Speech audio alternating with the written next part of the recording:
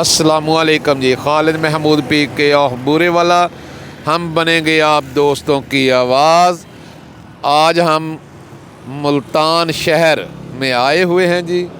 मैं क्या दोस्तों ने नाल कोई एक बहुत अच्छी टिप शेयर कर लीए।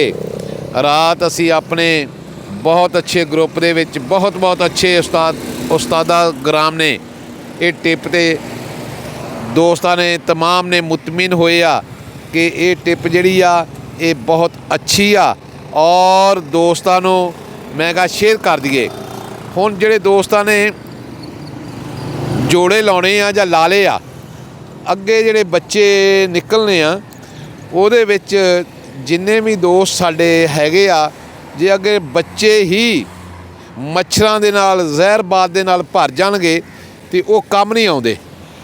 असी क्या जी दोस्तों नूं असी बहुत अच्छे व्यू दे नाल ये जिहड़ी टिप आ बना के शेयर करिए ते नाले असी ये पार्क का नज़ारा भी दोस्तों नूं दिखाइए।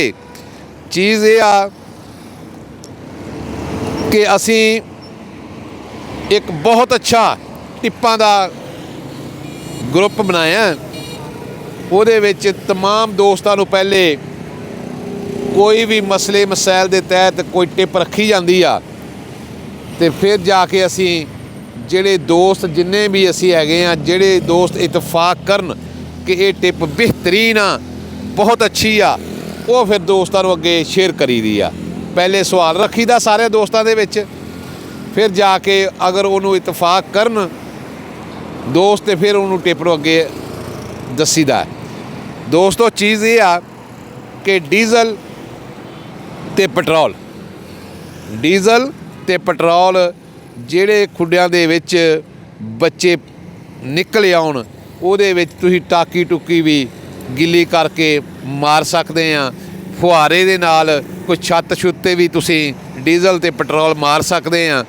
ਔਰ ਇਸ ਤੋਂ ਇਲਾਵਾ बेहतरीन एक चीज़ आ आड़ियाँ टिड्डियाँ मार जां मच्छर मारन वाला जां कोई भी कीड़े मारन वाला पाउडर मिलता है। एक जिवें असीं कहने आ क्यूपैक्स पाउडर, टाइगर पाउडर, एक जिहड़े साडे दोस्त आ ना मंडी दे विचों भी एक कीड़े मारन वाला पाउडर मिलता, वो बड़ा सस्ता हुंदा है।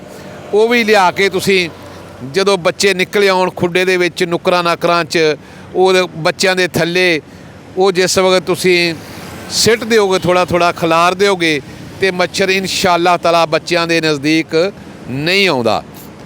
और बहुत अच्छी ये टिप आ, बहुत अच्छे बच्चे पलते आ, मच्छर बिल्कुल नज़दीक नहीं आता।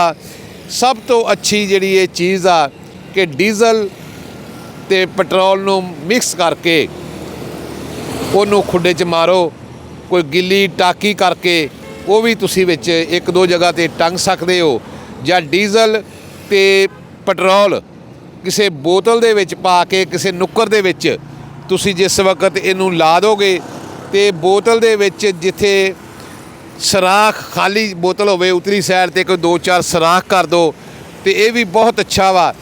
बहुत अच्छे बच्चे पलते आ और बहुत अच्छी ये टिप हैगी आ।